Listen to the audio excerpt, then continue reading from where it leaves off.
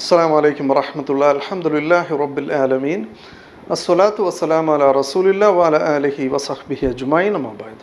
സ്നേഹം നിറഞ്ഞ സുഹൃത്തുക്കളെ, ഇന്നത്തെ നമ്മുടെ വീഡിയോ കഴിഞ്ഞ ദിവസം പാസ്റ്റർ അനിൽ കൊടുത്തോട്ടം പുറത്തിറക്കിയ മുഹമ്മദ് ഈസ ചോദിക്കും നമ്മൾ കൊടുക്കും എന്ന വീഡിയോയോടുള്ള ഒരു പ്രതികരണമാണ്. അദ്ദേഹത്തിൻ്റെ ആ വീഡിയോ ശ്രദ്ധിച്ചാൽ അദ്ദേഹം പറയുന്നത്, മുമ്പ് അക്ബർ സാഹിബും ഈസയും ഒക്കെ നമ്മളോട് പലതരത്തിലുള്ള ചോദ്യങ്ങൾ ചോദിക്കുമായിരുന്നു.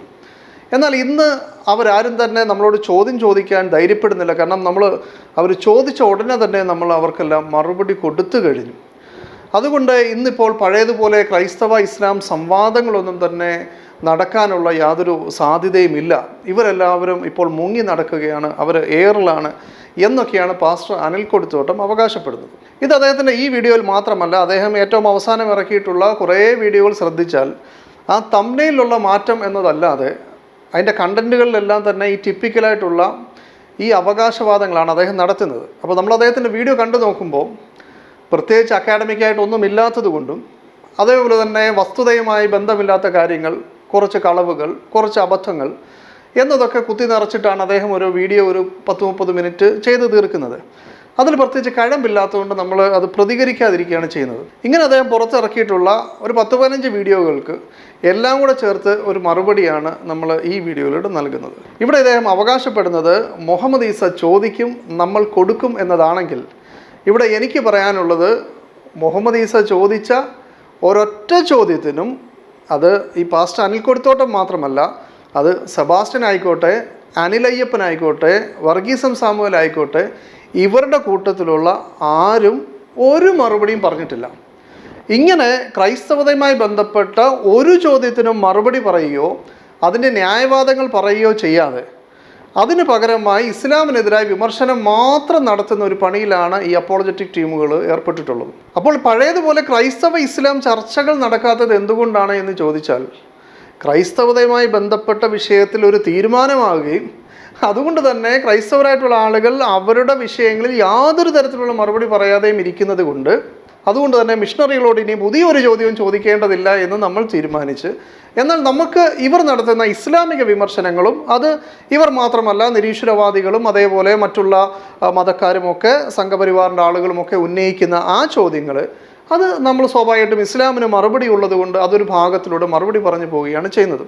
കഴിഞ്ഞ എൻ്റെ ഒരു 2 വർഷത്തെ പ്രവർത്തനം ശ്രദ്ധിച്ചാൽ ഈ ക്രൈസ്തവതയുമായി ബന്ധപ്പെട്ട വിഷയങ്ങൾ, അവർ അടിസ്ഥാനപരമായ വിഷയങ്ങൾ പ്രത്യേകിച്ച് യാതൊരു ചോദ്യവും ചോദിക്കാതെ ഇസ്ലാമിനെതിരായിട്ട് ഇവർ പറഞ്ഞ വിഷയങ്ങളെ ഓരോന്നോരോന്നായിട്ട് നമ്മൾ വിശദീകരിക്കുകയാണ് ചെയ്തിട്ടുള്ളത്. ഇങ്ങനെ ഞാൻ ആമുഖമായി പറഞ്ഞത് കേട്ടിട്ട് ചില ആളുകൾ ധരിക്കാം എതിർപക്ഷത്തുള്ള ആളുകളുടെ പ്രവർത്തനം എഫക്റ്റീവ് അല്ല എന്ന് പറയുക സ്വാഭാവികമാണ്. അങ്ങനെയുള്ള ഒരു വെറും അവകാശവാദമാണോ ഈസ നടത്തുന്നത് എന്ന് ചോദിച്ചാൽ അല്ല. അതിന് കൃത്യമായ ന്യായങ്ങൾ ഞാൻ എണ്ണിപ്പറയാം. എന്താണ് ഞാൻ ക്രൈസ്തവരോട് ചോദിച്ച ചോദ്യങ്ങളും ഈ പാസ്റ്റർ അനിൽ കൊടുത്തോട്ടം അടക്കമുള്ള മുഴുവൻ മിഷണറികളും ഇതുവരെ അറ്റൻഡ് ചെയ്യാതിരിക്കുന്നതുമായിട്ടുള്ള ആ 3 പ്രധാനപ്പെട്ട ചോദ്യങ്ങൾ ഞാൻ നിങ്ങളുടെ മുമ്പിൽ അവതരിപ്പിക്കുകയാണ്. അത് നിങ്ങൾ കേട്ടതിന് ശേഷം ഇവരുടെ നാളിതുവരെയുള്ള വീഡിയോകൾ, ഞാൻ സാധാരണ ഒരു വീഡിയോ ഇറക്കുന്ന സമയത്ത് ഇവരെല്ലാം കൂടി ഒരു 20 വീഡിയോ ഇവർ ഇറക്കുന്നുണ്ടാവും. ഈ വീഡിയോകളിൽ എവിടെയെങ്കിലും ഇവരാരെങ്കിലും ഇതിന് മറുപടി പറയാൻ ശ്രമിച്ചിട്ടുണ്ടോ എന്ന് നിങ്ങളൊന്ന് പരിശോധിച്ച് നോക്കാം. ഒന്നാമത്, ഞാൻ ക്രൈസ്തവരുമായി ബന്ധപ്പെട്ട് ഉന്നയിച്ച ആദ്യത്തെ ചോദ്യം, ക്രൈസ്തവ വിശ്വാസത്തിൻ്റെ അടിസ്ഥാനമായിട്ടുള്ള ത്രിയേകത്വ വിശ്വാസം, അത് ഏകദൈവ വിശ്വാസം അല്ല, അത് ഒന്നിലധികമുള്ള 3 പേരടങ്ങിയ ദൈവത്തിലുള്ള വിശ്വാസമാണെന്ന് ഞാൻ വാദിച്ചിരുന്നു. ഇതിന് ഈ പറയപ്പെടുന്ന ആരെങ്കിലും ഒരു മറുപടി പറഞ്ഞായിട്ട് നിങ്ങൾക്ക് കാണിക്കാമോ? മുമ്പ് ഈ തൃത്വം വിശദീകരിക്കുന്ന സന്ദർഭങ്ങളിൽ അതിനെ മോഡലിസവുമായിട്ട് മിക്സ് ചെയ്ത് ആളുകളുടെ മുമ്പിൽ ഒരൊറ്റ ദൈവമേ ഉള്ളൂ, ആ ദൈവം തന്നെ വ്യത്യസ്ത കാലഘട്ടങ്ങളിൽ, ഒരു കാലഘട്ടത്തിൽ പിതാവായും മറ്റൊരു കാലഘട്ടത്തിൽ പുത്രനായും അതിനുശേഷമുള്ള കാലഘട്ടത്തിൽ ഇപ്പോൾ പരിശുദ്ധാത്മാവായി പ്രവർത്തിക്കുന്നു. അപ്പോൾ ഒരൊറ്റ ദൈവം മാത്രമേ ഉള്ളൂ, എന്നാൽ 3 മോഡുകളിൽ 3 കാലഘട്ടങ്ങളിൽ പ്രവർത്തിക്കുന്നു എന്നായിരുന്നു ഇവർ പറഞ്ഞുകൊണ്ടിരുന്നത്. എന്നാൽ അതിനെ നമ്മൾ കൃത്യമായിട്ട് പരിശോധിക്കുകയും ക്രൈസ്തവ ദൈവശാസ്ത്ര പണ്ഡിതന്മാരുടെ പുസ്തകങ്ങളും അതേപോലെ തന്നെ ഇവരുടെ സ്കോളേഴ്സ് പഠിപ്പിക്കുന്നത് നമ്മൾ വ്യക്തമായി വായിച്ച് പഠിച്ച് നോട്ട് തയ്യാറാക്കി, ഇത് യഥാർത്ഥത്തിൽ ഇവർ പറഞ്ഞുകൊണ്ടിരിക്കുന്നത് മോഡലിസം എന്ന് പറയുന്ന 3-ാം നൂറ്റാണ്ടിൽ സഭ ശപിച്ചു പുറത്താക്കിയ സെബലിനിസം എന്ന പേരിൽ അറിയപ്പെടുന്ന ഒരു പാഷാണ്ഡത, ഒരു ഹെറസിയാണെന്നും വാസ്തവത്തിൽ ത്രിയേകത്വം എന്ന് പറയുന്നത് ഒരൊറ്റ ദൈവം 3 മോഡിൽ പിതാവായും പുത്രനായും പരിശുദ്ധാത്മാവായും ഇരിക്കുന്നു എന്ന വാദം തെറ്റാണെന്നും, യഥാർത്ഥ അർത്ഥത്തിൽ ത്രിയേകത്വം വിശദീകരിച്ചാൽ പിതാവ് എന്ന് പറയുന്ന ഒരു സമ്പൂർണ്ണ ദൈവമുണ്ട്, പുത്രൻ എന്ന് പറയുന്ന ഒരു സമ്പൂർണ്ണ ദൈവമുണ്ട്, പരിശുദ്ധാത്മാവ് എന്ന് പറയുന്ന സമ്പൂർണ്ണ ദൈവമുണ്ട്. ഈ 3 പേരും ഡിസ്റ്റിങ്ക്റ്റ് ആണ്, വ്യതിരക്തരാണ്. എന്ന് വെച്ചാൽ പിതാവ് പുത്രനല്ല, പുത്രൻ പരിശുദ്ധാത്മാവല്ല, പരിശുദ്ധാത്മാവ് പിതാവോ പുത്രനോ അല്ല. ഇവർ വ്യതിരക്തരാണ്, ഒരേ സമയം നിലനിൽക്കുന്നവരാണ്, അവർ എറ്റേണലാണ്, നിത്യമായി നിലനിൽക്കുന്നവരാണ് എന്ന് തുടങ്ങിയ ഇവർ ശരിയായ അർത്ഥത്തിൽ ത്രിയേകത്വം വിശദീകരിച്ചാൽ 3 വ്യക്തികൾ ഇവർക്ക് ദൈവമായി ഉണ്ട്. അത് ഒരൊറ്റ ദൈവം 3 മോഡിൽ എന്ന് പറഞ്ഞാൽ തെറ്റാണ്. 3 വ്യക്തികൾ തന്നെ ദൈവമായി ഉണ്ട്. അതും 3 പേരും ഫുള്ളി ഗോഡാണ്, സമ്പൂർണ്ണ ദൈവമാണ് എന്നതാണ് തൃത്വം പഠിപ്പിക്കുന്നത് എന്ന് നമ്മൾ ഈ വ്യത്യാസങ്ങൾ സഹിതം നമ്മൾ വിശദീകരിച്ചു. എന്ന് മാത്രമല്ല, ഇവർ എസൻസ് എന്ന് പറയുന്നതും അതേപോലെ തന്നെ ഇവർ യൂണിറ്റിയുടെ അടിസ്ഥാനത്തിൽ ഒന്ന് എന്ന് പറയുന്നതും ഒക്കെ അത് വേറെ അർത്ഥത്തിലാണെന്നും, യഥാർത്ഥത്തിൽ ഈ 3 പേർ ഇവർക്ക് ദൈവമായി ഉണ്ട്, 3 വ്യക്തികൾ ദൈവമായി ഉണ്ട്. അതുകൊണ്ട് തന്നെ അത് എങ്ങനെയാണ് ഒരു ദൈവമാകുക എന്നൊരു ചോദ്യം നമ്മൾ ഇവർ മുമ്പ് റേസ് ചെയ്തു. അതിനോട് നാളിതുവരെ പാസ്റ്റർ അനിൽ കൊടുത്തോട്ടമോ അല്ല എങ്കിൽ അനിൽ അയ്യപ്പനോ അല്ല എങ്കിൽ വർഗീസം സാമുവേലോ, പിന്നെ സെബാസ്റ്റ്യൻ ഇതിന് മറുപടി പറയേണ്ടതില്ല. കാരണം ഞാനും സെബാസ്റ്റ്യനും ഈ വിഷയത്തിൽ തൃത്വക്കാർക്ക് 3 വ്യക്തികൾ ദൈവമായി ഉണ്ടെങ്കിൽ അത് ബഹുദൈവത്വമാണെന്ന് പറയുന്ന ആളുകളാണ്. അപ്പം ആ വിഷയത്തിൽ ഞാനും സെബാസ്റ്റ്യനും ഒരു പക്ഷത്താണ്. ഈ പറയപ്പെടുന്ന മറ്റാളുകൾ ആരും തന്നെ ഇതിനൊരു മറുപടി പറഞ്ഞുകൊണ്ട് ഇതൊരു തികഞ്ഞ ഏക ദൈവം, ഒരൊറ്റ ദൈവത്തിലുള്ള വിശ്വാസമാണെന്ന് പറയാൻ ഇവരാരും ധൈര്യപ്പെട്ടിട്ടില്ല. ആ പാസ്റ്റർ അനിൽ കൊടുത്തോട്ടമാണ് മുഹമ്മദ് ഈസ ചോദിക്കും നമ്മൾ കൊടുക്കുമെന്ന് പറയുന്നത്. വാസ്തവത്തിൽ ഈസ ഇത് കുറേ തവണ ചോദിച്ചു, കുറേ വീഡിയോകളിലൂടെ ചോദിച്ചു. ഞാനും ഷിബു പിടിക്കൽ പാസ്റ്ററിനോട് ആ വിഷയത്തിൽ അങ്ങോട്ടും ഇങ്ങോട്ടും ഖണ്ഡനങ്ങൾ നടത്തി. ഏറ്റവും അവസാനം ഈ ചർച്ചകളുടെ എല്ലാം അവസാനം ഇത് വന്ന് നിൽക്കുന്നത് 3 വ്യക്തികൾ ക്രൈസ്തവർക്ക് ദൈവമായി ഉണ്ട്, 3 സർവശക്തരുണ്ട്, 3 നിത്യരുണ്ട്, 3 സർവജ്ഞാനികളുണ്ട്, ഇങ്ങനെ ദൈവത്തിൻ്റെ ഗുണങ്ങളുള്ള 3 വ്യക്തികളുണ്ട് എന്നതിൽ ക്രൈസ്തവർക്കും തൃത്വവാദികൾക്കും സംശയമില്ല. എൻ്റെ ചോദ്യം അവർ സ്വീകരിക്കുകയും നിങ്ങൾ പറഞ്ഞതുപോലെ തന്നെയാണ് ഞങ്ങളുടെ തൃത്വം, ഞങ്ങളിൽപ്പെട്ട ചില ആളുകൾ അത് മോഡലിസമായി പറഞ്ഞുകൊണ്ടിരിക്കുന്നത് തെറ്റാണ് എന്ന് പറഞ്ഞു നിന്നു. അപ്പോൾ ഞാൻ ചോദിച്ചു, ഇനിയും പറയൂ, 3 സർവശക്തരുണ്ടെങ്കിൽ, 3 നിത്യരുണ്ടെങ്കിൽ, 3 സർവജ്ഞാനികളുണ്ടെങ്കിൽ എത്ര ദൈവമാണ് നിങ്ങൾക്കുള്ളത് എന്ന് ചോദിച്ചപ്പോൾ അതിന് നാളിതുവരെ ഇവർ മറുപടി പറഞ്ഞിട്ടില്ല. അപ്പോൾ മുഹമ്മദ് ഈസ ചോദിക്കും നമ്മൾ കൊടുക്കും എന്ന് അനിൽ കൊടുത്തോട്ടം പറയുമ്പോൾ അത് അനിൽ കൊടുത്തോട്ടം മാത്രമല്ല, നിങ്ങളുടെ ആ സംഘം ചേർന്നുള്ള സകല മിഷണറികളും ഒരാൾ പോലും എൻ്റെ ചോദ്യത്തെ നാളിതുവരെ അഡ്രസ്സ് ചെയ്തിട്ടില്ല. അതേപോലെ പാസ്റ്റർ അനിൽ കൊടുത്തോട്ടം പറയുന്നൊരു കാര്യമുണ്ട്, നമ്മൾ എന്തെങ്കിലും ഒരു മറുപടി പറഞ്ഞാൽ മുഹമ്മദ് ഈസയ്ക്ക് നമ്മളെ ഒരു വിലയില്ലാത്തതുപോലെയാണ് അദ്ദേഹം കരുതുന്നത്. അദ്ദേഹത്തിൻ്റെ കമൻറ്റുകളിലും വീഡിയോകളിലും ഒക്കെ നമ്മളൊന്നും പോരാ എന്നുള്ള മട്ടിൽ സംസാരിക്കുന്നു എന്ന് അദ്ദേഹം പറയാറുണ്ട്. എന്നാൽ അത് ഞാൻ മാത്രമല്ല, താങ്കളുടെ വീഡിയോ നിഷ്പക്ഷമായി പരിശോധിക്കുന്ന ഏതൊരാൾക്കും മനസ്സിലാക്കാവുന്ന കാര്യമാണ്. താങ്കൾ വിഷയത്തിൽ തൊട്ടുകൊണ്ട് നാളിതുവരെ ഒരു വീഡിയോയും ചെയ്യാറില്ല. താങ്കൾ ഇസ്ലാമിനെതിരെ ഒരു വിമർശനം നടത്തിയാൽ ഞാൻ അതിനൊരു മറുപടി പറഞ്ഞാൽ എൻ്റെ മറുപടി ശ്രദ്ധിച്ചിട്ട് താങ്കൾ ഒരു പ്രതികരണവും നടത്താറില്ല. നേരെ മറിച്ച് താങ്കളുടെ മാത്രം വീഡിയോ കണ്ടുകൊണ്ടിരിക്കുന്നവരുടെ മുമ്പിൽ വെറുതെ ചില ഷോ കാണിക്കുന്നു എന്നതല്ലാതെ വിഷയമെടുത്തിട്ട് എൻ്റെ ചോദ്യത്തിന് മറുപടി താങ്കളുടെ വീഡിയോയിലുണ്ടോ എന്ന് സത്യസന്ധമായി നിഷ്പക്ഷമായി ഒരു അന്വേഷകൻ താങ്കളുടെ വീഡിയോ പരിശോധന നടത്തിയാൽ അദ്ദേഹം നിരാശനാകും എന്നുള്ളതിൽ യാതൊരു സംശയവും വേണ്ട. ഇത് ഞാൻ വെറുതെ പറയുന്നതല്ല. ആദ്യമായി എനിക്ക് മറുപടി പറയാൻ പാസ്റ്റർ അനിൽ കൊടുത്തോട്ടത്തിനെ ക്രൈസ്തവ ആളുകൾ കൊണ്ടുവന്ന ഒരു സന്ദർഭമുണ്ട്. അത് ഡെനിഷ് സെബാസ്റ്റ്യൻ എന്ന് പറയുന്ന ഒരു ബ്രദർ, അവരുടെ ഒരു ന്യൂമ ഹെർമന്യൂട്ടിക്സ് എന്ന് പറയുന്ന ഒരു ചാനലിൽ, അവിടെ ഈ മുഹമ്മദ് ഈസ തൃത്വത്തിൽ ഒരു ദൈവമാണോ 3 ദൈവമാണോ എന്ന ചോദ്യം ഉന്നയിച്ചതിന് മറുപടി പറയുന്നതിന് വേണ്ടി പാസ്റ്റർ അനിൽ കൊടുത്തോട്ടത്തിനെ കൊണ്ടുവന്നു. എനിക്ക് തോന്നുന്നു പാസ്റ്റർ അനിൽ കൊടുത്തോട്ടം എനിക്ക് എതിരായിട്ട് രംഗത്ത് വരുന്ന ആദ്യത്തെ പരസ്യമായ പരിപാടിയാണ്. ഈ അനിൽ കൊടിത്തോട്ടവും അദ്ദേഹത്തിൻ്റെ സഹപ്രവർത്തകനായ ഒരു സൽമോൻ എന്ന് പറയുന്ന രണ്ടാളുകളുമാണ് എനിക്ക് മറുപടി പറഞ്ഞത്. ഈ മറുപടി ഇവർ അവതരിപ്പിക്കുകയും ഇവർ എൻ്റെ വാദങ്ങളെ ഗണ്ണിച്ചു എന്ന ഒരു ധ്വനി ഉണ്ടാക്കുകയും അതിനുശേഷം മുഹമ്മദ് ഈസയുടെ വാദങ്ങളെ പൊളിച്ചടിക്കുക എന്ന് പറഞ്ഞ് വേറൊരു ചാനലിൽ ഒരു വീഡിയോ ഒക്കെ പ്രസിദ്ധീകരിക്കുകയും ഒക്കെ ചെയ്തപ്പോൾ ഇതിൻ്റെ സംഘാടകനായിട്ടുള്ള ബ്രദർ ഡെനിഷ് സെബാസ്റ്റ്യൻ തന്നെ രംഗത്ത് വന്നുകൊണ്ട് മുഹമ്മദ് ഈസ ചോദിച്ച ഈ ചോദ്യങ്ങൾക്ക് പാസ്റ്റർ അനിൽ കൊടിത്തോട്ടത്തിൻ്റെ വീഡിയോയിൽ എവിടെയും യാതൊരു മറുപടിയില്ല എന്നും അദ്ദേഹം ഈ നടത്തുന്ന അവകാശവാദങ്ങൾ യഥാർത്ഥത്തിൽ യാതൊരു വിലയും ഇല്ലാത്തതാണെന്ന് അദ്ദേഹം പറയുന്നത് നിങ്ങളൊന്ന് കേട്ടു നോക്കുക. ഇത് ബ്രദർ ഡെനിഷ് സെബാസ്റ്റ്യൻ്റെ ഓഡിയോ ആണ്, നിങ്ങളൊന്ന് കേട്ടു നോക്കുക. ആദ്യമായിട്ട് ഇതിൽ പാസ്റ്റർ അനിൽ കൊടിത്തോട്ടം പ്രസിദ്ധീകരിച്ച വീഡിയോയെക്കുറിച്ച് ചില കാര്യങ്ങൾ പറയാനായിട്ട് ആഗ്രഹിക്കുകയാണ്. അദ്ദേഹത്തിൻ്റെ വീഡിയോ മറ്റൊരു യൂട്യൂബ് ചാനൽ പ്രസിദ്ധീകരിക്കുകയും അവിടെ മുഹമ്മദ് ഈസായെ പൊളിച്ചടുക്കി എന്ന നിലയിലുള്ള ഒരു പ്രസ്താവന, ഒരു ടൈറ്റിൽ അതിൻ്റെ ഒപ്പം കൊടുത്തുകൊണ്ട് അവർ ആ വീഡിയോ പ്രസിദ്ധീകരിക്കുകയുണ്ടായി. അതുപോലെ അതുമായിട്ട് ബന്ധപ്പെട്ട അതിൻ്റെ കമൻറ്റുകളൊക്കെ, വിവിധ നിലകളിലുള്ള കമൻറ്റുകളൊക്കെ അതിൻ്റെ താഴെ നമുക്ക് കാണാനായിട്ട് സാധിക്കും. അപ്പം അതിനോട് ആ വിഷയത്തിൽ ഞങ്ങളുടെ ഒരു പ്രതികരണം ഞങ്ങൾ പറയാനായിട്ട് ആഗ്രഹിക്കുന്നത്, പ്രധാനമായിട്ടും ആ വീഡിയോ നമ്മൾ കണ്ടു കഴിഞ്ഞാൽ അതിൽ മുഹമ്മദ് ഈസ ഉന്നയിച്ച ചോദ്യങ്ങൾക്ക് എന്തെങ്കിലും ഒരു മറുപടി ഉള്ളതായിട്ട് നാം കാണുന്നില്ല. മറിച്ച് അത് ചോദ്യത്തിന് മറുപടി പറയേണ്ട ആവശ്യമില്ല, അല്ലെങ്കിൽ ആ നിലയിൽ ചോദ്യങ്ങൾ മുഹമ്മദ് ഈസ ചോദിക്കേണ്ടതില്ല എന്നൊരു അഭിപ്രായമാണ് അദ്ദേഹം പങ്കുവച്ചത്.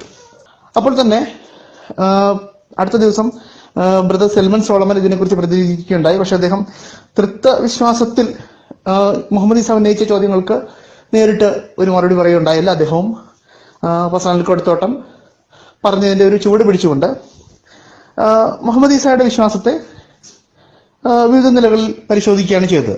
അതും അത്തരത്തിലുള്ള ഒരു സമീപനം, അത്തരത്തിലുള്ള ഒരു രീതി ശരിയാണെന്ന് ഞങ്ങൾ കരുതുന്നില്ല. അത്തരത്തിലുള്ള ആരോപണങ്ങൾ കേവലം ഒരു വിദ്വേഷം വളർത്തുക എന്നതിൻ്റെ അപ്പുറത്ത് ഏതെങ്കിലും തരത്തിലുള്ള ആത്മീയമായ പ്രയോജനം ആർക്കെങ്കിലും കൊടുക്കുന്നതാണ് ഞങ്ങൾ കരുതുന്നില്ല.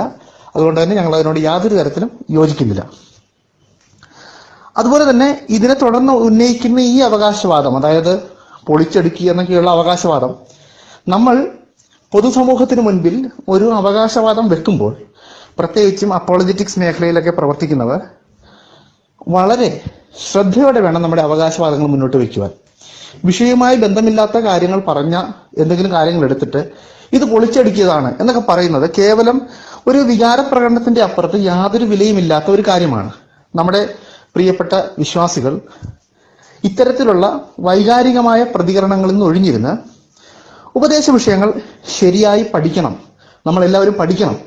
അതാണ് ഞങ്ങളുടെ ഒരു കാഴ്ചപ്പാട്. ഇതിൽ ഇതുവരെ വന്ന പ്രതികരണങ്ങളൊന്നും തന്നെ ഈസ മുഹമ്മദ് ചോദിച്ചിട്ടുള്ള, അദ്ദേഹം ഉന്നയിച്ച 3 ദൈവങ്ങളാണെന്നുള്ള ആരോപണം, അല്ലെങ്കിൽ 3 ദൈവങ്ങൾ എങ്ങനെ ഒന്നാകുന്നു എന്നുള്ള ആരോപണം, അതിനെ വ്യക്തമായി ഖണ്ഡിക്കുകയോ വിശദീകരിക്കുകയോ ചെയ്യുന്ന ഒന്നും തന്നെ ഞങ്ങൾ ഇതുവരെയും കണ്ടിട്ടില്ല.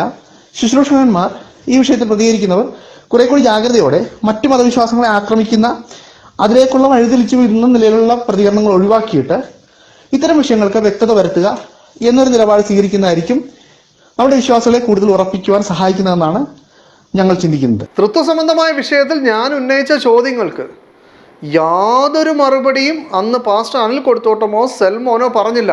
അത് മുഹമ്മദ് ഈസ വെറുതെ പറഞ്ഞതല്ല. നിങ്ങളുടെ സംഘാടകനായിട്ടുള്ള ഡെനിഷ് സെബാസ്റ്റ്യൻ അദ്ദേഹം പറയുകയാണ്, ആ വീഡിയോയിൽ എവിടെയും ഈസ ചോദിച്ച ചോദ്യങ്ങൾക്ക് മറുപടിയില്ല. അപ്പോൾ പാസ്റ്റർ അനിൽ കൊടിത്തോട്ടത്തിനോ സെൽമോനോ മുമ്പ് തന്നെ അത് അനൗൺസ് ചെയ്ത് വലിയൊരു കാര്യമായിട്ട് എനിക്ക് മറുപടി പറയുന്നു എന്ന് പറഞ്ഞ് അദ്ദേഹം നടത്തിയ പരിപാടി അദ്ദേഹത്തിൻ്റെ ആളുകൾക്ക് ചില ആവേശമുണ്ടാക്കുമെന്നുള്ളതല്ലാതെ വസ്തുനിഷ്ഠമായി എൻ്റെ ചോദ്യത്തെ മനസ്സിലാക്കിയിട്ട് ഇതിന് പാസ്റ്റർ അനിലിൻ്റെ ഈ വീഡിയോയിൽ മറുപടി ലഭിക്കുമെന്ന ആകാംക്ഷയോടെ കാത്തിരിക്കുന്ന ഒരാൾക്കും പാസ്റ്റർ അനിലിൻ്റെ വീഡിയോയിൽ നിന്ന് ഒരു മറുപടിയും കിട്ടുകയില്ല.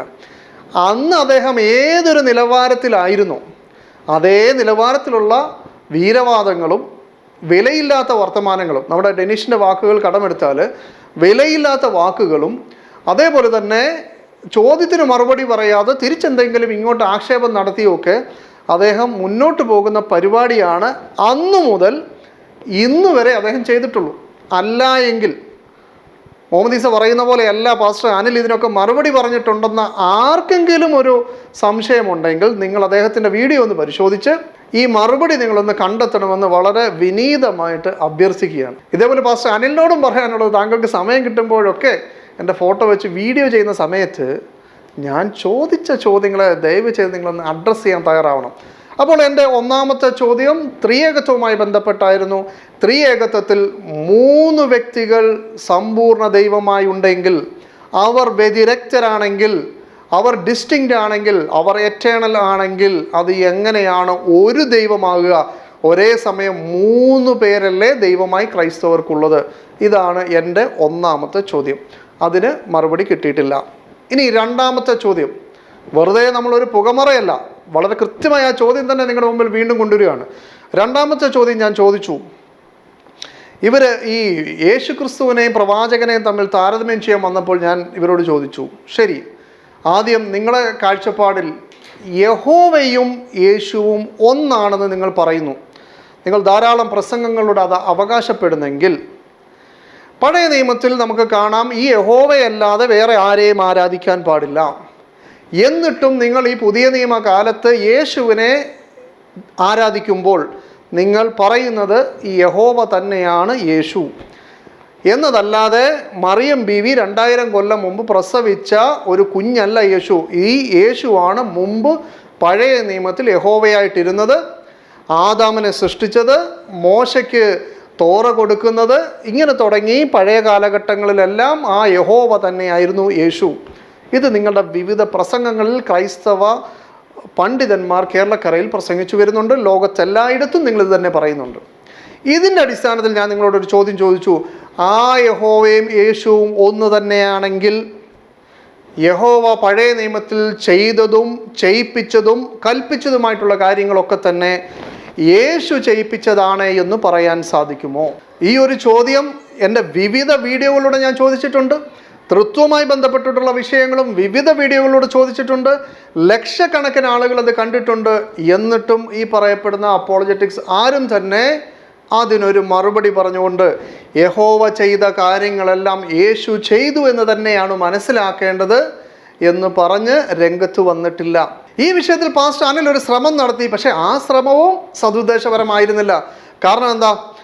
അദ്ദേഹത്തിനെ സംബന്ധിച്ചിടത്തോളം അദ്ദേഹത്തിൻ്റെ കൂടെയുള്ള ഈ വണ്ണസുകാരെയും അതേപോലെ സെബാസ്റ്റ്യൻ്റെ കൂട്ടരെയും ഒക്കെ തന്നെ കൊടുക്കുന്നതിന് വേണ്ടി അദ്ദേഹം പറഞ്ഞു, ഈസയുടെ ഈ ചോദ്യം വളരെ പ്രസക്തമാണ്, ഇതിന് മറുപടി പറയാൻ സാധിക്കുക തൃത്വക്കാർക്ക് മാത്രമാണ്. കാരണം പഴയ നിയമത്തിലെ യഹോവ സ്ത്രീകളെ കൊല്ലാനും കുഞ്ഞുങ്ങളെ കൊല്ലാനും മുല കുടിക്കുന്ന കുഞ്ഞുങ്ങളെ കൊല്ലാനും അതേപോലെ തന്നെ കൊള്ള മുതൽ പിടിക്കാനും ബഹുഭാരിത്വം അനുവദിക്കുകയും അടിമസ്ത്രീ സമ്പ്രദായം അനുവദിക്കുകയും അടിമ കച്ചവടം അനുവദിക്കുകയും അതേപോലെ തന്നെ ശത്രുക്കളുടെ കുഞ്ഞുങ്ങളെ പാറമേൽ അടിച്ചു കളയാനും ഒക്കെ പറയപ്പെടുന്ന ആ യഹോവ എന്ന് പറയുന്നത് യേശുവാണോ എന്ന് ചോദിക്കുമ്പോൾ വണ്ണസുകാരെ സംബന്ധിച്ചിടത്തോളം ആ യഹോവയും യേശു എന്ന് പറയുന്നത് എല്ലാം ഒരൊറ്റ വ്യക്തി തന്നെ ആവുമ്പോൾ സെബാസ്റ്റ്യൻ്റെ വാദക്കാരെയും സംബന്ധിച്ചിടത്തോളം അവർക്ക് അങ്ങോട്ടോ ഇങ്ങോട്ടോ തിരിയാൻ പറ്റാത്ത രൂപത്തിൽ ഈ കാര്യങ്ങളൊക്കെ യേശുവിൻ്റെ പ്രവൃത്തികളായിട്ട് അംഗീകരിക്കേണ്ടി വരും. എന്നാൽ തൃത്വക്കാരായിട്ടുള്ള അനിൽ കൊടുത്തോട്ടം അടക്കമുള്ള ആളുകളെ സംബന്ധിച്ചിടത്തോളം ഇതിനകത്തൊരു ഒഴുകഴിവുണ്ട്. എന്താണ് ആ ഒഴുകഴിവ്? ഈ കൊള്ള മുതൽ പിടിക്കുന്ന ഈ കുഞ്ഞുങ്ങളെ കൊല്ലാൻ പറഞ്ഞ ആ ദൈവമുണ്ടല്ലോ, ആ യഹോവ എന്ന പഴയ നിയമത്തിൽ പറയുന്നത് പിതാവായ യഹോവയെക്കുറിച്ചിട്ടാണ്. എന്നാലോ പഴയ നിയമത്തിൻ്റെ ചില ഭാഗങ്ങളിലൊക്കെ ഈ പറയപ്പെടുന്ന യുദ്ധമോ കൊലയോ കൊള്ള പിടിക്കാനോ പറയപ്പെടുന്ന ഭാഗങ്ങളിലല്ലാതെ ചില യഹോവയെക്കുറിച്ച് പറയുന്നുണ്ട്. അതുമാത്രമാണ് പുത്രൻ. അപ്പോൾ യേശു അങ്ങനെയൊന്നും ചെയ്തിട്ടില്ല. എന്നാൽ ആര് ചെയ്തിട്ടുണ്ട്? പിതാവ് ചെയ്തു എന്ന് ഞങ്ങൾ അങ്ങ് സമ്മതിച്ചേക്കാം. അങ്ങനെ തൃത്വക്കാരെ സംബന്ധിച്ചിടത്തോളം വണ്ണസുകാർക്കും സെബാസ്റ്റ്യനിസത്തിൻ്റെ വാദക്കാർക്കും ഇല്ലാത്ത ഒരു പോം വഴി തൃത്വത്തിൽ കിടപ്പുണ്ട്. ഇതിന് തൃത്വക്കാർക്ക് മാത്രമേ മറുപടി പറയാൻ പറ്റുള്ളൂ എന്നൊക്കെ പറഞ്ഞ് അദ്ദേഹം ഒരു വീഡിയോ ചെയ്തു. ഇതിന് തിരിച്ച് ഞാനൊരു ഖണ്ഡനം കൊടുത്തു. ആ ഖണ്ഡനത്തിൽ ഞാൻ പറഞ്ഞു, ഇവിടെ ഈ പിതാവിനെക്കുറിച്ച് ഈ പഴയ നിയമത്തിലെ യഹോവ നിങ്ങൾ പറയുന്ന പോലെ പുത്രനല്ല, അത് പിതാവാണെങ്കിൽ ആ പിതാവിനെക്കുറിച്ച് യേശു പറയുന്നു, എൻ്റെ പിതാവ് സൽഗുണ സമ്പൂർണനായിരിക്കുന്നത് പോലെ നിങ്ങളും സൽഗുണ സമ്പൂർണനായിരിക്കുക. അപ്പോൾ ഇതെല്ലാം ചെയ്ത പിതാവിനെ കുറിച്ചിട്ട് സൽഗുണ സമ്പൂർണൻ എന്ന് പറയുന്ന വാദമാണ് യേശു പഠിപ്പിച്ചത്. എന്നു മാത്രമല്ല, നിങ്ങളും വണ്ണസുകാരെ പോലെയും സെബാസ്റ്റ്യനിസക്കാരെ പോലെയും തന്നെ അതിൽ പെട്ടിട്ടുണ്ട്. കാരണം നിങ്ങളുടെ തൃത്വത്തിൻ്റെ വിശദീകരണ പ്രകാരം നിങ്ങളുടെ ഈ 3 വ്യക്തികളിൽ ആരെങ്കിലും ഒരു കാര്യം തീരുമാനിച്ചാൽ ബാക്കി ആളുകൾ അതിനെ ബാക്കപ്പ് ചെയ്യും. എന്ന് വെച്ചാൽ ഇതിനകത്ത് കൺഫ്യൂഷനോ ഇവർ തമ്മിൽ കോമ്പറ്റീഷനോ ഒന്നുമില്ല. എന്ന് വെച്ചാൽ പിതാവ് കൊല്ലാൻ തീരുമാനിച്ചാൽ, പിതാവ് കൊല്ലാൻ കൽപ്പിച്ചാൽ, സ്ത്രീകളെ കൊല്ലാൻ കൽപ്പിച്ചാൽ, കുഞ്ഞുങ്ങളെ കൊല്ലാൻ കൽപ്പിച്ചാൽ പുത്രനും പരിശുദ്ധാത്മാവിനും അതിനകത്തൊരു എതിരഭിപ്രായമില്ല. ഇവർക്ക് 3 പേർക്കും ആ വിഷയത്തിൽ ഒരൊറ്റ കാഴ്ചപ്പാടാണ്. ഇവർ 3 പേരും ഐക്യപ്പെട്ട് തന്നെയാണ് നിൽക്കുന്നത്. അതുകൊണ്ട് തന്നെ തൃത്വത്തിൻ്റെ വിശദീകരണ പ്രകാരം there is no competition, no confusion എന്നൊക്കെ പറയുമ്പോൾ പിതാവ് എന്തൊക്കെ കാര്യങ്ങൾ ചെയ്യാൻ തീരുമാനിച്ചോ ആ സമയത്തൊന്നും തന്നെ പുത്രനോ പരിശുദ്ധാത്മാവിനോ അതിനകത്തൊരു എതിരഭിപ്രായം ഉണ്ടായിട്ട് പിതാവിൻ്റെ ഈ പ്രവർത്തികളിൽ വിഷമിച്ചുകൊണ്ടോ കരഞ്ഞുകൊണ്ടോ ദുഃഖിതരായോ ഇരുന്നവരല്ല ഈ പുത്രനും പരിശുദ്ധാത്മാവും. നേരെ മറിച്ച് ഈ 3 ആളുകളും എടുത്ത കൂട്ടായ നടപടിയാണ്. അതുകൊണ്ട് തന്നെ പഴയ നിയമത്തിലെ ആ യഹോവയും നിങ്ങളുടെ യേശുവും ഒരാൾ തന്നെയാണോ? അങ്ങനെയാണെങ്കിൽ ആ യഹോവ ചെയ്ത കാര്യങ്ങൾ യേശുവിനും ബാധകമല്ലേ? യേശുവല്ലേ ഇതൊക്കെ ചെയ്യിപ്പിച്ചത് എന്ന എൻ്റെ പ്രസക്തമായ ചോദ്യം അത് അവിടെ തന്നെ നിന്നു. എന്നു മാത്രമല്ല, പഴയ നിയമത്തിലെ 2 ഉദ്ധരണികൾ ഞാൻ കൊണ്ടുവന്നു.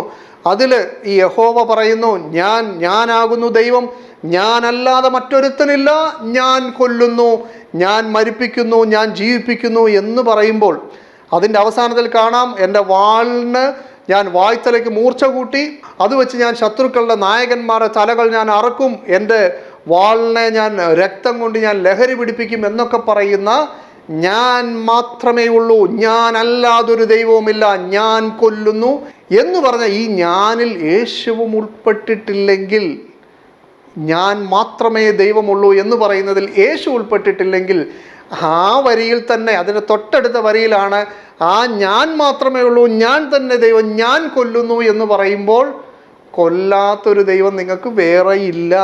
യേശു ദൈവമാണോ? യേശു ആയിരിക്കണം ഈ കൊല്ലുന്ന ദൈവം. ഈ വിഷയം ചോദിച്ചു നമ്മുടെ പാസ്റ്റർ അനിൽ പിന്നെ ആ വഴിക്ക് വന്നിട്ടില്ല. അടുത്ത കോട്ടിങ് ഞാൻ പറഞ്ഞു, മോശ പ്രവാചകൻ പറഞ്ഞു, മുമ്പ് രാജാക്കന്മാരെയും അവരുടെ സ്ത്രീകളെയും കുഞ്ഞുങ്ങളെയും എല്ലാം കൊന്ന സംഭവം, ബാഷാൻ രാജാവിനോടൊക്കെ ചെയ്ത ഈ സംഭവം പറഞ്ഞതിന് ശേഷം മോശ പ്രവാചകൻ പ്രാർത്ഥിക്കുന്ന സമയത്ത് പറയുന്നു, ഇങ്ങനെയുള്ള വീര്യപ്രവർത്തികൾ ചെയ്ത ദൈവം നീ അല്ലാതെ മറ്റൊരു ദൈവം ആകാശത്തിലോ ഭൂമിയിലോ വേറെയില്ല. അപ്പോൾ മോശയുടെ ദൈവം യേശു തന്നെയാണെങ്കിൽ മോശയുടെ കാലഘട്ടങ്ങളിൽ ഈ പറയപ്പെട്ട കാര്യങ്ങൾ മുഴുവൻ ചെയ്തത് യേശു ആകും. ഇനി ആ യേശു എന്ന് പറയുന്നത് മോശയ്ക്ക് ഈ കാര്യങ്ങൾ ചെയ്ത ദൈവം അല്ലെങ്കിൽ മോശ പറയുന്നു ആ ദൈവമല്ലാതെ വേറൊരു ദൈവം ആകാശത്തിലോ ഭൂമിയിലോ വേറെ ഇല്ല. അപ്പോൾ ഇതിൻ്റെ അടിസ്ഥാനത്തിൽ ഞാൻ ചോദിച്ചു, പഴയ നിയമത്തിലെ യഹോവയും പുതിയ നിയമത്തിലെ ഈ പറയപ്പെടുന്ന യേശുവും ഒരാൾ തന്നെയാണെങ്കിൽ യഹോവ ചെയ്ത ആ കാര്യങ്ങൾ യേശു ചെയ്തു എന്ന് പറയാമോ? നിങ്ങൾ ക്രൈസ്തവ ലോകത്തെ ഈ മിഷണറികൾ ഇവർ അപ്പോളജറ്റിക്സുകളാണ്, ഇവർ ഇസ്ലാമിന് മറുപടി പറയുന്നുണ്ട്, മുഹമ്മദ് ഈസ ചോദിക്കും ഞങ്ങൾ അപ്പം അങ്ങോട്ട് കൊടുക്കും എന്നൊക്കെ പറയുന്ന പാർട്ടികളുടെ ഏതെങ്കിലും ഒരു വീഡിയോ പരിശോധിച്ചിട്ട് എവിടെങ്കിലും ഇവരൊരു മറുപടി പറഞ്ഞിട്ടുണ്ടോ എന്ന് കേട്ടു നോക്കാം. ഇനി ഇവിടെ മാത്രമല്ല, ലോകത്തെവിടെയെങ്കിലും ഇവരുടെ പ്രസംഗങ്ങളിൽ യഹോവ ചെയ്ത ഈ കാര്യങ്ങൾ യേശുവിലേക്ക് ചേർത്ത് പഠിപ്പിച്ചിട്ടുണ്ടോ? പഠിപ്പിച്ചിട്ടില്ല. അപ്പോൾ ഈ ചോദ്യം ഞങ്ങൾ അങ്ങോട്ട് ചോദിച്ചപ്പോൾ നമ്മൾ ചെസ്സ് കളിക്കുമ്പോൾ ചെക്ക്മേറ്റ് ആവുന്നത് പോലെ പൂർണ്ണ അർത്ഥത്തിൽ നിശബ്ദരായി ഇതിന് മറുപടിയായിട്ട് ഇവർ രംഗത്ത് വരുന്നത് ഐഷ ബീവി കല്യാണവും സഫിയ കല്യാണവും പറഞ്ഞ് ഇവർ വേറെ വഴിക്ക് ഓടുന്നതാണ് നമ്മൾ കണ്ടത്. അപ്പോൾ പിന്നെ എന്തിനാണ് ഇനി പുതിയ ചോദ്യം? ഈ കാര്യങ്ങളൊക്കെ എൻ്റെ നിരവധി വീഡിയോകളിൽ നിങ്ങൾക്ക് കാണാം. ഓരോ ഈ പാസ്റ്റർ അനിലിനെയും സെബാസ്റ്റ്യനെയും ഒക്കെ അഡ്രസ്സ് ചെയ്ത് ഞാൻ ചോദിച്ചിരിക്കുന്നത് കാണാം. ഇവരാരും ഇതിന് മറുപടി പറഞ്ഞിട്ടില്ല.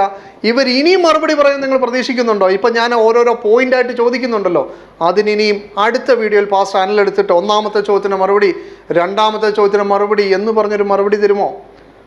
അങ്ങനെ ഒരു പരിപാടിക്ക് ഇവർ നിൽക്കാറേയില്ല. പിന്നെ എങ്ങനെയാണ് ഒരു ക്രൈസ്തവ ഇസ്ലാം ചർച്ച? ഇനി മൂന്നാമത്തെ എൻ്റെ പ്രസക്തമായ ചോദ്യം, ഇവർ അടിസ്ഥാനപരമായ വിഷയത്തിലുണ്ടായ ചോദ്യം എന്ന് പറയുന്നത്, യേശു ക്രിസ്തുവിൻ്റെ കാലഘട്ടത്തിന് ശേഷം യേശുവിൻ്റെ ശിഷ്യന്മാർ നയിച്ചിരുന്ന ജെറുസലേം സഭ, അവർ നിങ്ങളുടെ ബൈബിളിലെ 13-14 പുസ്തകങ്ങൾ രചിച്ചു എന്ന് നിങ്ങൾ പറയുന്ന അപ്പോസ്തലനായ പൗലോസ് എന്ന് നിങ്ങൾ വിളിക്കുന്ന പൗലോസ് ലീഹയെ അവർ അംഗീകരിച്ചിട്ടുണ്ടോ? അവർ തമ്മിലുണ്ടായ ക്ലാഷ് അപ്പോസ്തല പ്രവൃത്തി 21-ാം അധ്യായത്തിൻ്റെ അടിസ്ഥാനത്തിലും ഗലാത്യ ലേഖനത്തിൻ്റെ അടിസ്ഥാനത്തിലും ഞാൻ ചോദ്യങ്ങൾ ഉന്നയിച്ചു. പൗലോസ് ലീഹ ഈ പറയപ്പെടുന്ന വിജാതീയരായിട്ടുള്ള അല്ലെങ്കിൽ യഹൂദന്മാരല്ലാത്തവരുടെ, അവർക്ക് മെജോറിറ്റി ആയിട്ടുള്ള ആ നാടുകളിൽ മോശയുടെ ന്യായപ്രമാണം ഇനി അനുസരിക്കേണ്ടതില്ല. യേശുവിൻ്റെ കുരിശുമരണത്തിലൂടെ പാപപരിഹാര ബലികളൊക്കെ പൂർത്തീകരിക്കപ്പെട്ടു, ഇനിയും നിയമങ്ങൾ അനുസരിക്കേണ്ടതില്ല എന്ന് പറയുമ്പോൾ ഈ പൗലോസ്ലീഹ ജെറുസലേമിൽ യേശുവിൻ്റെ യഥാർത്ഥ ശിഷ്യന്മാരെടുക്കൽ വരുമ്പോൾ അദ്ദേഹത്തിനെ കൊണ്ട് അദ്ദേഹത്തിൻ്റെ ചെലവിൽ അവിടെ നാസർ വ്രതവും, ആ നാസർ വ്രതത്തിൽ ഈ പറയപ്പെടുന്ന പാപയാഗവും ഹോമയാഗവും സമാധാനയാഗവും പാനീയയാഗവും ഭോജനയാഗത്തിൻ്റെയും എല്ലാം ചെലവ് അദ്ദേഹത്തെ കൊണ്ട് വഹിപ്പിക്കുകയും അങ്ങനെ അദ്ദേഹം ന്യായപ്രമാണം വേണ്ട എന്ന് പഠിപ്പിച്ച ആ കാര്യങ്ങളൊക്കെ സത്യമല്ലെന്നും യഹൂദനായ പൗലോസ്ലീഹ ഇപ്പോഴും ന്യായപ്രമാണം ക്രമമായി അനുസരിക്കുന്നുവെന്നും ഏവരെയും ബോധ്യപ്പെടുത്തണമെന്ന് യേശുവിൻ്റെ ശിഷ്യന്മാർ പറഞ്ഞതും പൗലോസ്ലീഹ അത് എതിർക്കാതെ അതേപോലെ അനുസരിച്ചതുമായ ഭാഗം ഞാൻ മുന്നിൽ വെച്ചിട്ട് ചോദിച്ചു, ഈ സംഭവം നടക്കുന്നതിന് മുമ്പ് ന്യായപ്രമാണം യേശുവിലൂടെ നീക്കപ്പെട്ടു എന്ന് അദ്ദേഹം ഗലാത്യ റോമ ലേഖനങ്ങൾ അദ്ദേഹം എഴുതി വച്ചിട്ടുണ്ട്. അങ്ങനെയെങ്കിൽ അദ്ദേഹത്തിന് ആ വാദമില്ല, ഞാനും ന്യായപ്രമാണം അനുസരിച്ചാണ് ജീവിക്കുന്നത് എന്ന് അദ്ദേഹം ഈ പ്രവർത്തികൾ വഴി തെളിയിക്കപ്പെടുമ്പോൾ അദ്ദേഹത്തിൻ്റെ ഈ പുസ്തകങ്ങൾ അദ്ദേഹം തന്നെ തള്ളിക്കളഞ്ഞില്ലേ എന്ന വളരെ പ്രസക്തമായ ഒരു ചോദ്യം ഞാൻ ചോദിച്ചു. ലക്ഷക്കണക്കിന് ആളുകൾ ഈ വീഡിയോ കണ്ടു. ഇതുമായി ബന്ധപ്പെട്ട് പൗലോസ്ലീഹയുമായി ബന്ധപ്പെട്ടിട്ടുള്ള വിഷയങ്ങളിൽ ഞാനൊരു 10 വീഡിയോകളിലധികം ഞാൻ ചെയ്തു. 2 പുസ്തകങ്ങൾ ഞാൻ രചിച്ചു.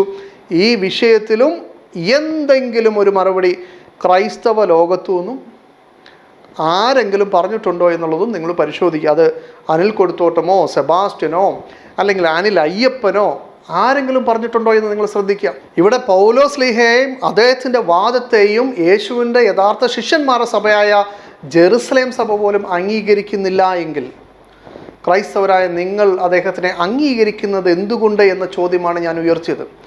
എൻ്റെ ആ വാദം നിലനിൽക്കുന്നു എങ്കിൽ, അത് നിങ്ങൾ ഗണ്ണിക്കാതിരിക്കുന്നു എങ്കിൽ സ്വാഭാവികമായിട്ടും പൗലോസ്ലീഹയുടെ ഈ ലേഖനങ്ങളെ ദൈവികമായി സ്ക്രിപ്ചറായി സ്വീകരിച്ച ചർച്ച് ഹിസ്റ്ററി എന്ന് പറയുന്നത് യേശുവുമായി ബന്ധമില്ലാതാകുന്നു, ട്രഡീഷന് ബന്ധമില്ലാതാകുന്നു. യഥാർത്ഥത്തിൽ ബൈബിളിൻ്റെ ഒതൻറ്റിസിറ്റി അവിടെ ചോദ്യം ചെയ്യപ്പെടുന്നു. അപ്പോൾ ഈ വിഷയത്തിന് ഒരു വ്യക്തമായ ഒരു മറുപടി തന്നിട്ട് വേണ്ടേ മുഹമ്മദ് ഈസ ചോദിക്കും, നമ്മൾ കൊടുക്കും എന്നൊക്കെയുള്ള അവകാശവാദങ്ങൾ നടത്താൻ? അപ്പോൾ ഇതൊന്നും പാസ്റ്റർ അനിലോ കൂട്ടരോ ഒന്നും നാളിതുവരെ ചെയ്തിട്ടില്ല. അങ്ങനെ ചെയ്തിട്ടുണ്ടെങ്കിൽ എൻ്റെ ഒരു 10-20 വീഡിയോ നിങ്ങൾക്ക് എൻ്റെ ചാനലിൽ പോയാൽ കാണാം, എൻ്റെ 2 പുസ്തകങ്ങൾ കാണാം. അതിനു മറുപടിയായിട്ട് കാമാമിണ്ടാത്ത ആളുകൾ അവർ പറയാണ്, ഈസ ചോദിക്കും ഞങ്ങൾ കൊടുക്കും. അല്പം ലജ്ജ വേണ്ടേ? നമ്മളൊരു കാര്യം ചെയ്തിട്ട് ആ വിഷയത്തിൽ അഭിമാനിക്കുന്നുവെങ്കിൽ അത് ഒരു നല്ല കാര്യം തന്നെയാണ്. എന്നാൽ നമ്മൾ ചെയ്തിട്ടില്ല, നമ്മൾ ആ വഴിക്ക് നോക്കിയിട്ടില്ല, നമ്മളത് കണ്ടപ്പോൾ തന്നെ നമ്മൾ പുറംതിരിഞ്ഞ് നടക്കുകയാണ് ചെയ്തത്. എന്നിട്ട് പറയാണ് ഈസായ്ക്ക് ഇപ്പോൾ ചോദ്യമേ ഇല്ല, ചോദിച്ചാൽ നമ്മൾ അപ്പോഴങ്ങ് കൊടുക്കുകയാണ്. വർഷങ്ങളായി തൊട്ട് നോക്കിയിട്ടില്ല നിങ്ങൾ. ഇങ്ങനെ ഈ കാര്യങ്ങളൊക്കെ വിസ്മരിച്ചുകൊണ്ട് പാസ്റ്റർ അനിൽ അദ്ദേഹത്തിൻ്റെ പല വീഡിയോകളിലും ആവർത്തിച്ച് ചോദിക്കുകയാണ്, ഈ മുഹമ്മദ് ഈസയ്ക്ക് അദ്ദേഹം ഇങ്ങനെ ബുദ്ധിപരമായി ചിന്തിച്ചപ്പോൾ തൃത്വമൊന്നും അംഗീകരിക്കാൻ പറ്റുന്നില്ല, അതിൽ ബഹുദൈവത്വം ഉണ്ടെന്ന് അദ്ദേഹത്തിന് തോന്നിയെന്ന് കരുതുക. എങ്കിൽ തന്നെ മുഹമ്മദ് ഈസ ചെയ്യേണ്ടത് എന്താണ്? അദ്ദേഹം ക്രിസ്തുമതത്തിൽ തന്നെ ക്രിസ്തീയ വിഭാഗങ്ങളുടെ തന്നെ തൃത്വത്തെ നിഷേധിക്കുന്ന യഹോവ സാക്ഷികളുണ്ടല്ലോ, ഈസയ്ക്ക് വേണേൽ അവരുടെ കൂടെ നിന്നാൽ പോരെ, എന്തിനാണ് ഇസ്ലാമിലേക്ക് പോയത്? അപ്പോൾ അതിനകത്ത് വേറെ എന്തെങ്കിലും ഉദ്ദേശമുണ്ടോ എന്നൊക്കെ അദ്ദേഹം ചോദിക്കുമ്പോൾ ഇദ്ദേഹം എൻ്റെ ഒരു 10-15 വീഡിയോയും എൻ്റെ 2 പുസ്തകങ്ങളെ വിസ്മരിച്ചുകൊണ്ടല്ലേ അത് പറയുന്നത്.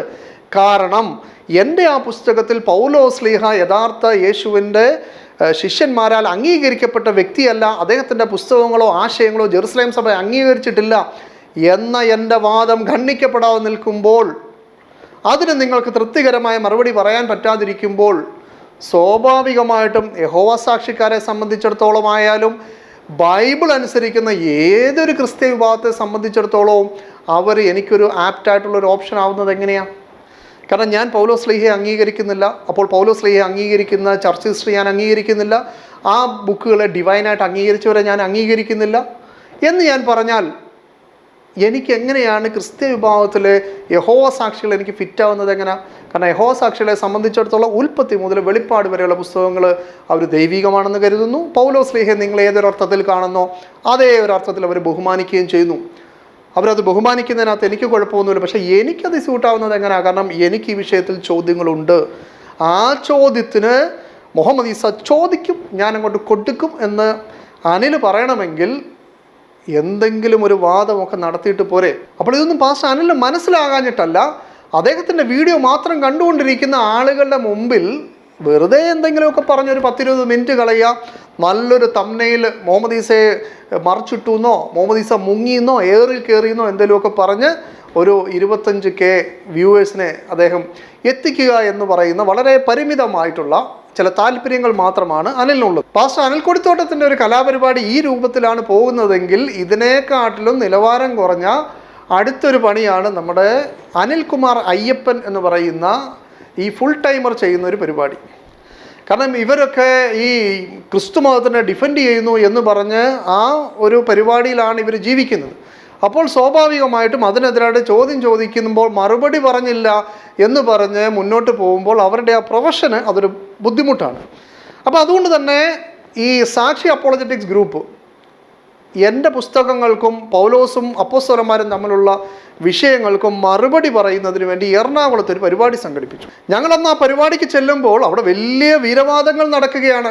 അവർ പറയുകയാണ്, ഞങ്ങളൊരു പരിപാടിക്ക് വിളിച്ചാൽ മുഹമ്മദ് ഈസ വരത്തില്ല, ഇവരൊക്കെ മുങ്ങി നടക്കുകയാണെന്ന് പറയുന്ന സമയത്താണ് ഞങ്ങൾ ആ പരിപാടിക്ക് കയറി ചെല്ലുന്നത്. ഞാൻ ഫ്രണ്ട് സീറ്റിൽ തന്നെ പോയിരുന്നു. എനിക്കാണ് ഇവർ ഗണന നടത്തുന്നത്. ആ പരിപാടിയിൽ ഒരു പ്രധാനപ്പെട്ട ഒരു സെക്ഷൻ എന്ന് പറയുന്നത് നമ്മുടെ അനിൽകുമാർ അയ്യപ്പനെ ഏൽപ്പിച്ചിരിക്കുന്നത് മുഹമ്മദ് ഈസയുടെ പുസ്തകത്തിന് മറുപടി പറയാം, മുഹമ്മദ് ഈസയ്ക്ക് മറുപടി, ഇതാണ് അദ്ദേഹത്തിൻ്റെ പരിപാടിയുടെ പേര്. അപ്പോൾ അങ്ങനെ അനിൽകുമാർ അയ്യപ്പൻ അങ്ങനെ പരിപാടിക്ക് കയറി വന്നു. ഞാൻ മുമ്പ് ഇരുന്ന് കണ്ടുകൊണ്ടിരിക്കുകയാണ്. അനിൽകുമാർ അയ്യപ്പൻ എൻ്റെ 2 പുസ്തകങ്ങളെ ഓഡിയൻസിനെ പരിചയപ്പെടുത്തി. 1 യേശു മിശിഹ ഏതു പക്ഷത്ത്, 2 ക്രിസ്തുമാർഗം യാഥാർത്ഥ്യമെന്ത് എന്ന് പറയുന്ന ഈ 2 പുസ്തകങ്ങളാണ് ഈസ എഴുതിയത്. ഈ പുസ്തകത്തിൽ ഇദ്ദേഹം പറയുന്നത് ജെറുസലേം സഭ അല്ലെങ്കിൽ യേശുവിൻ്റെ ശിഷ്യന്മാർ യഥാർത്ഥ സഭ പൗലോസ്ലീഹയെ അംഗീകരിച്ചില്ല. അതേപോലെ തന്നെ യേശുവിലൂടെ പാപപരിഹാര ബലി നടന്നു എന്നൊക്കെ പറയുമ്പോൾ പൗലോസിൻ്റെ ചെലവിൽ തന്നെ ഇവിടെ യാഗങ്ങളൊക്കെ നടത്തിയിട്ടുണ്ട്. ഇതൊക്കെയാണ് നമ്മുടെ ഈസ വാദിക്കുന്നത്. ഇതിന് ഞാൻ മറുപടി പറയാൻ പോവുകയാണെന്ന് പറഞ്ഞ് ഞാനിങ്ങനെ ശ്രദ്ധിച്ചിരിക്കുകയാണ്, ഇപ്പോൾ മറുപടി വരുമെന്ന്. അപ്പോൾ ഇദ്ദേഹം എന്ത് ചെയ്തെന്ന് വെച്ച് കഴിഞ്ഞാൽ ഈ പുസ്തകത്തിൻ്റെ ഈ 1-ാം ഭാഗം കംപ്ലീറ്റ് ഇങ്ങ് മറിച്ചു. എന്നിട്ട് 2-ാം ഭാഗത്തിൻ്റെ ഏറ്റവും അവസാനം അവിടെ പ്രവാചകനെക്കുറിച്ച് ഞാൻ ചില കാര്യങ്ങൾ എഴുതിയിട്ടുണ്ട്. ഇദ്ദേഹം ആ ഭാഗത്തേക്ക് പോയിട്ട് അദ്ദേഹത്തിൻ്റെ ടിപ്പിക്കൽ പണ്ട് മുതലേ ഉണ്ടാക്കി വെച്ചിട്ടുള്ള കുറിപ്പുകളൊക്കെ എടുത്തു വെച്ചിട്ട് അദ്ദേഹം മുഹമ്മദ് ഈസയ്ക്ക് ഖണ്ഡനം നടത്തുകയാണ്. എൻ്റെ ചോദ്യം എന്താണ്?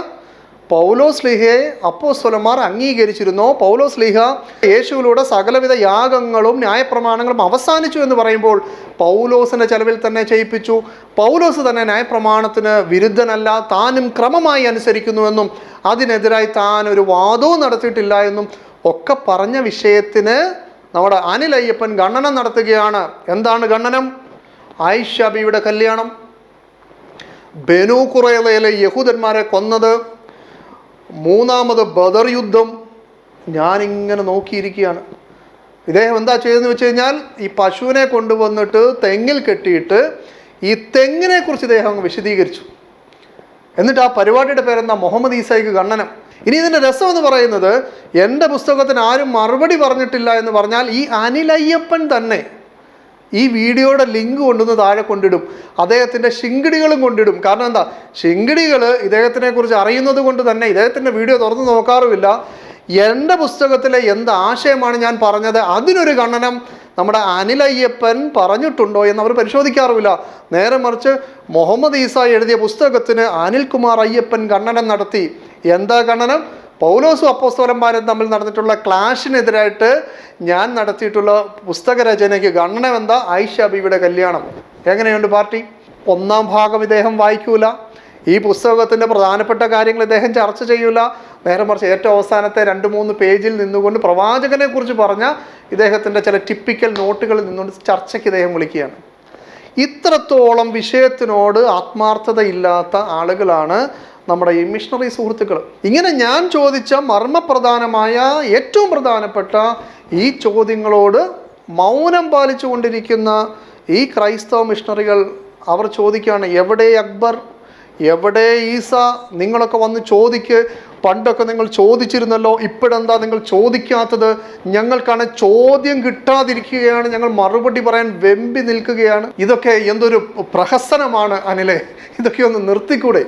എത്ര വീഡിയോകളിലാണ് ഇദ്ദേഹം അവകാശവാദം നടത്തുന്നത്.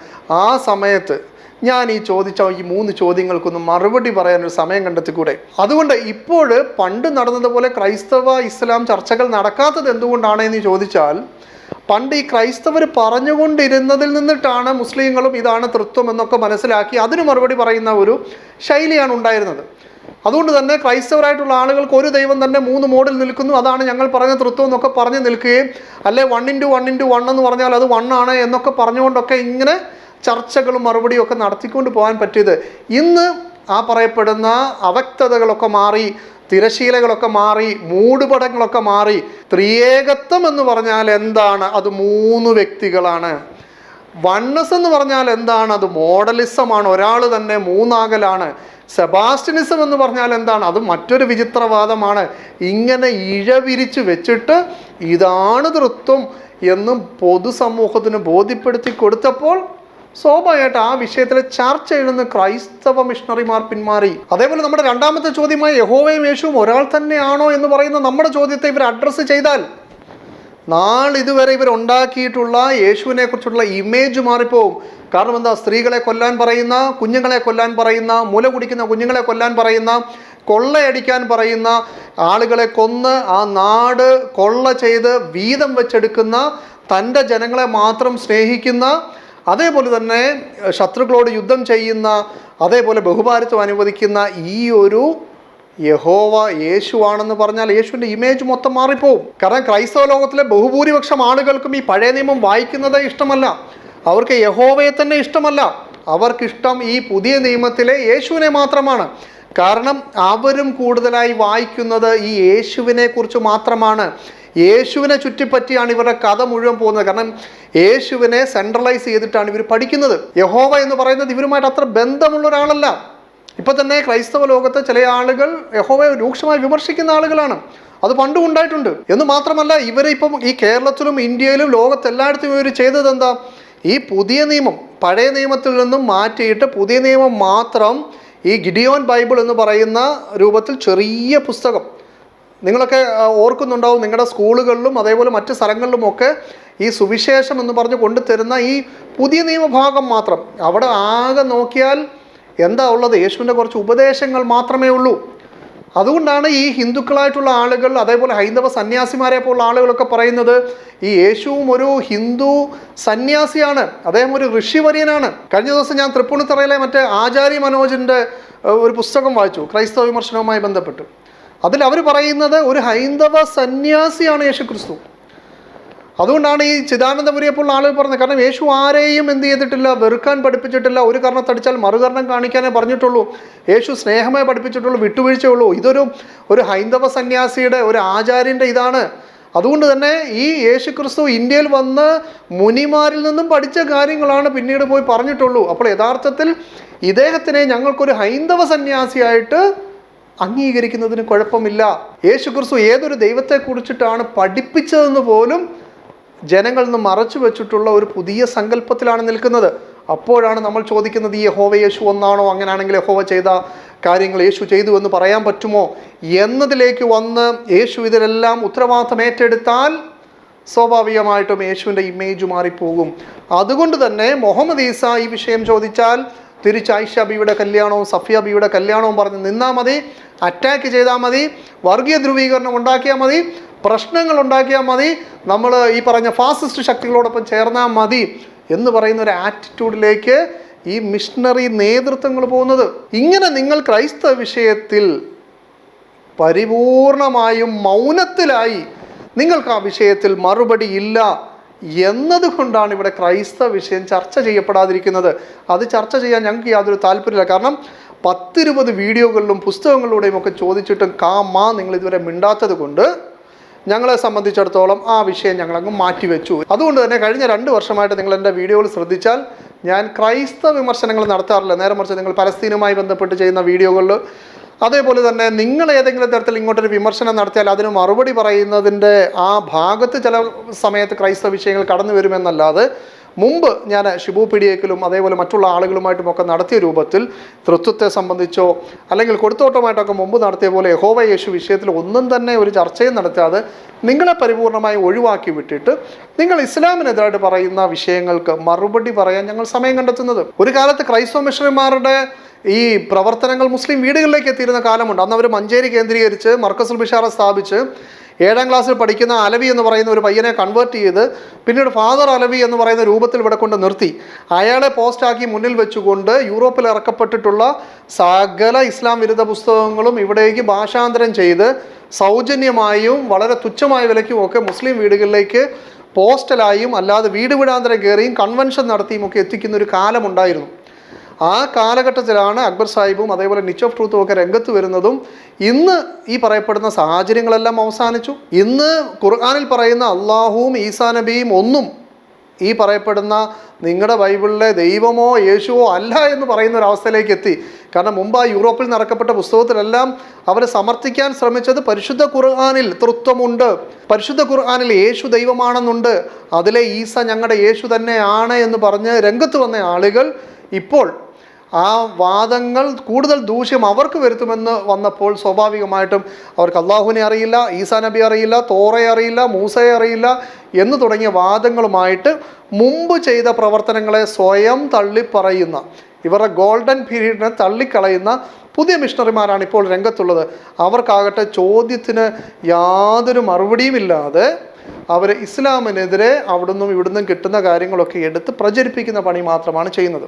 അപ്പോൾ വസ്തുത ഇതായിരിക്കെ മുഹമ്മദ് ഈസ ചോദിക്കും, ഞങ്ങൾ മറുപടി കൊടുക്കുമെന്നൊക്കെയുള്ള ഈ പൊള്ളയായ അവകാശവാദം ഈ പാസ്റ്റർ അനിലും അതേപോലുള്ള ആളുകളും ഒക്കെ നടത്തുമ്പോൾ അത് നിങ്ങൾ സമൂഹത്തിൻ്റെ മുന്നിൽ അതേപോലെ തന്നെ കാര്യത്തെ ഗൗരവത്തോടുകൂടി വിഷയാടിസ്ഥാനത്തിൽ വീക്ഷിക്കുന്നവരെ സംബന്ധിച്ചിടത്തോളം അത് നിങ്ങളുടെ ഒരു ക്രെഡിബിലിറ്റി കൂടിയാണ് നഷ്ടപ്പെടുത്തുക എന്ന് വളരെ സ്നേഹത്തോടുകൂടി നിങ്ങളെ ഓർമ്മപ്പെടുത്തിക്കൊണ്ട് ഞാൻ വാക്കുകൾ നിർത്തുന്നു. അസ്സലാമു അലൈക്കും വറഹ്മത്തുള്ളാഹി.